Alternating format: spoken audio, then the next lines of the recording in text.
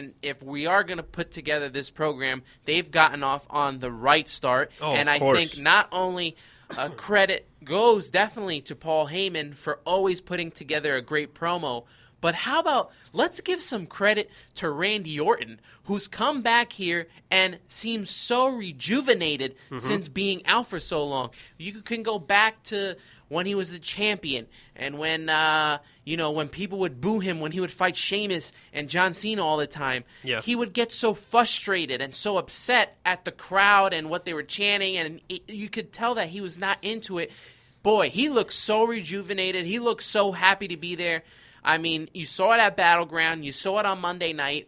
Randy Orton's back, and in a big way. And this proves a point on how they need to have some kind of off-season or give the guys some time off, because I think all that time on the road, constantly traveling, constantly going to hotel, state to state, country to country, it takes a wear and tear on your body and on your mind, and you need that break, and you need to basically rejuvenate yourself. And we see that firsthand from Randy Orton as the way he looks coming back. And he like you said, I can say it perfectly like you did. He came back and he looks great. He's ready to go. He's in it. You could tell before he left, like you said, he kind of was just like, I'm here. Okay, I'm going to have a match, whatever, and kind of... He's playing to the crowd right now. Exactly. And before then, when he was doing the whole... when he was with the Authority, it kind of was just like, whatever, I'm here, I'm doing this stupid storyline. Well, he kind of got pushed to the side in the Authority because Seth Rollins kind of became the leader. So I think it's good to give these guys time off from time to time, maybe like 4 or 5 months off. It's also good for the fans because then you start wondering, when's Randy Orton coming back? When's so-and-so coming back? What's he going to do? Is he going to be a heel? Is he going to be a face? Who's he going to go up against? You start thinking about these things and you're just like, it just makes TV and watching it a lot better. It does, and Randy, like you said, is he going to be a heel? Is he going to be a face? And I kind of want to throw this out to the fans. We'll put this on Facebook. We'll put it on Twitter. What is, or who is the best Randy Orton that we've seen? Is it the cocky and brash Randy Orton where he comes out now and he's throwing the RKO and he's showing off in the ring, or he makes a snide comment about Brock Lesnar? Is it that Randy Orton? Because I kind of like that Randy Orton that we're getting. Kind of a face Randy Orton. Yeah. He's kind of playing to the crowd, where in past he had a hard time being that good guy. Is it the legend killer Randy Orton that everyone likes, that he would go after the legends and beat them down and he have no mercy? Or is it that stone cold type character, that Viper? Like don't trust anybody. That don't trust anybody character, where for that one summer where he left Legacy and he just took off as the guy who didn't care, would hit the RKO, where basically the RKO out of nowhere began, and he'd punt you in the face. I kind of miss that as well. Yes. So is it that Randy Orton? Which is the Randy Orton that you guys like? So we'll ask you on Facebook. We'll ask you on Twitter. Which Randy Orton do you like? I'm a big fan of the Legend Killer. I liked when he was going up against all these older legends and just constantly beating them. I remember there was a T-shirt back in the day where they had all the names kind of like crossed out. It was like a Randy Orton T-shirt, and all the legends that he beat, their names crossed out. So I would have to say that. I mean, to me, he's more of a heel, but when he's a good guy, you never know when he's going to turn. Like a Stone Cold type. He could be good for about a month, and then a month down the road, all of a sudden, boom, he'll hit the RKO on somebody, and then everybody starts booing him again. So he's unpredictable, which I love that character so much, and I think what we're going to see at SummerSlam is more of him being unpredictable, and we won't know who even wins this match. I mean, a lot of people are saying Brock Lesnar, but I mean, it's a new era. People are winning that we never thought were going to win and making it into the number one contendership and other matches, so anything is possible. I agree with you. I think the guy, the Randy Orton, the Viper, the one who is a tweener, is because people love the Shades of Grey characters. Yes. So having that Brock Lesnar who doesn't give a crap about anyone and that Randy Orton that could be equally the same is what we need for this match at SummerSlam, especially for this build. And do you think this continues to go back and forth, or is Lesnar? I don't know if Lesnar is done coming on Raw or SmackDown. I mean, hopefully they at least go through the rest of this month going back and forth. I would hope so, yes. And that's why I proved my point about how you can't suspend him, because if you're going to do this angle correctly, you're going to need him to come on Raw. You're going to need him to go on SmackDown and just wreak havoc on both shows. Yeah, it's going to be one heck of a match at SummerSlam. I know I am excited. And personally, I have started to get on the side of Brock Lesnar and him being around. But, this steroid issue thing, him being suspended, has not being suspended, has kind of rubbed me the wrong way, because I kind of feel for the locker room. I kind of feel for those guys back there. Even a Randy Orton who's been suspended and has to go through these things. It's happened a couple of times. To not be suspended at all kind of throws me off, and that's why I am Team RKO for SummerSlam. Well, you know where I stand. I own both shirts, but I will be... Can we cut your shirt in half and stitch it together? You could, but no, I think I will be going with Suplex City this time around. Ooh, so the RKO versus Suplex City. I'll be checking in to Suplex City. Yeah, it's going to be very interesting to see. Both of them are coming into big matches. It's not like one-sided where we know Brock Lesnar's going to win. We don't know for this one. No. This one can go either way. That's what I said. It's the new era, baby. Anything's possible. Do you have Lesnar keep continuing to destroy people? Do you have Randy Orton win and start to go on a hot streak? I mean, it's going to be a heck of a SummerSlam. The Barclays Center is going to be rocking, and I think if you're not excited for that match, you darn well should be. If you're not excited, you shouldn't be watching wrestling anymore. Put it that way. And on that note, let's take a quick break. Let's take a quick break. When we come back, I want to get into some of the wrestlers on Raw and SmackDown that don't really get the big look, but are having huge storylines. Well, to my eyes, I think they're pretty big storylines. To other guys, you might not be, but Heath Slater, Darren Young, we got a lot to talk about. We got a lot to talk about, a lot to get into. I also want to get into my weekly rant about Byron Saxton.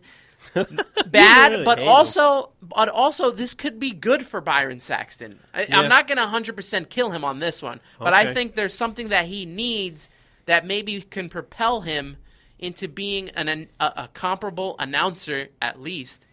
True. I mean, so we got that going on. Also, I want to talk about a new number one contender for a title. Also, the lack of one division on SmackDown the other night. I'm going to get into that as well. Very angry about this one, so you want to tune in and keep listening here. You're listening to Ringside Rumble Radio here on Spreaker.com, iHeartRadio, and on iTunes for free. We'll be back in a moment, everyone. Stay tuned.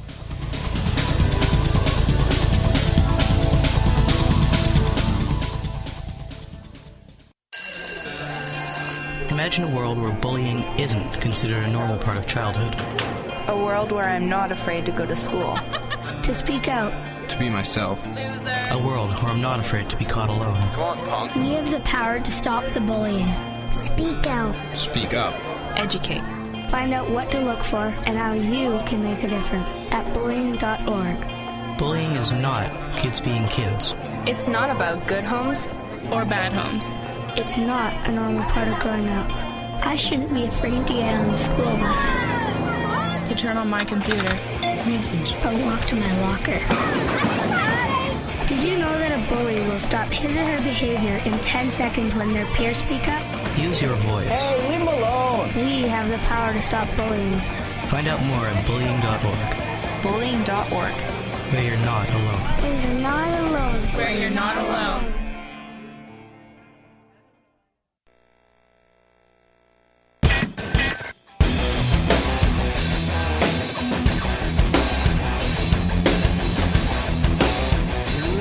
Ringside Rumble Radio here on Spreaker.com, free on iTunes and on iHeartRadio. Make sure you check out all three triple threats. Make sure to follow us on Twitter at Ringside Rumble. And like us on Facebook, facebook.com/Ringside Rumble. I am the Loganator alongside the Antman, who actually is wearing his Antman t-shirt. I got to represent, man. I like it. I like it a lot. Represent the Ant-Man. And before we went to break, we basically said a lot of things we're going to talk about. But let's get into it. How about the guys and girls that are that were held back, and now they're kind of rounding out the mid-card in Raw and Smackdown. Which is kind of great. I like it a lot.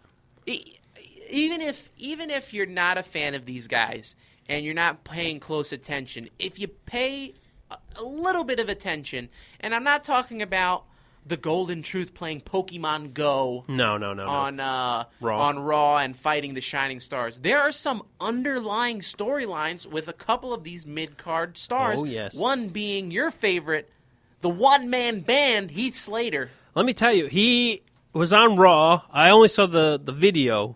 Wasn't he? He introduced... Oh, it was 2MB, baby. Yeah. 2MB was back because Jinder Mahal returned as well, and that's another guy. Raw and SmackDown are going to keep bringing back these guys, keep bringing back this mid-card, and just keep building and having more to work with. I just hope they don't overdo it when there's guys that should be pushed, kind of get pushed to the back, like Kevin Owens, Sami Zayn. They won't get pushed to the back. But Jinder Mahal's back, and Heath Slater was so happy about it until Mick Foley said, you guys are going to have a match. Whoever wins gets a contract on Raw. 2MB lasted all but 2 minutes. And the person that we actually all wanted to come back from the Group 3MB is still in TNA, though. Yeah. So, but it's good to see.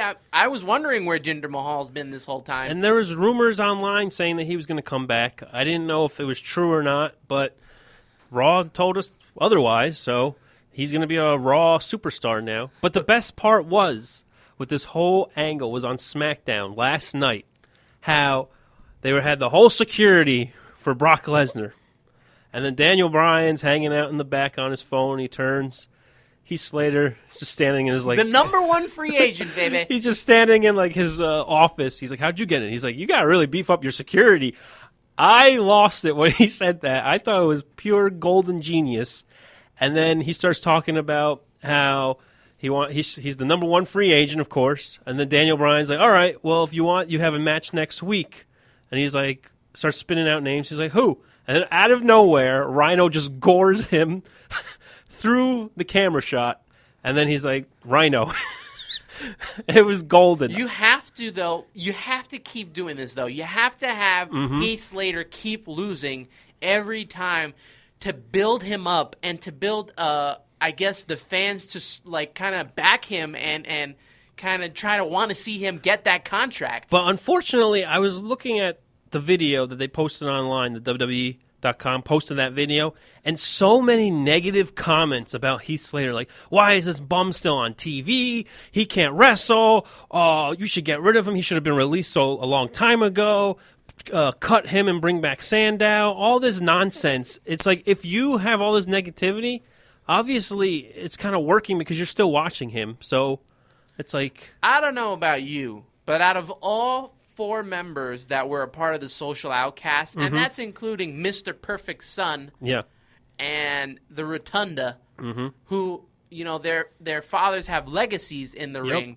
Heath Slater was probably the most talented out of all those members of the Social Outcast. He could talk on the mic, and he's entertaining. I mean, I love watching him on screen. I wish they'd give him more TV time.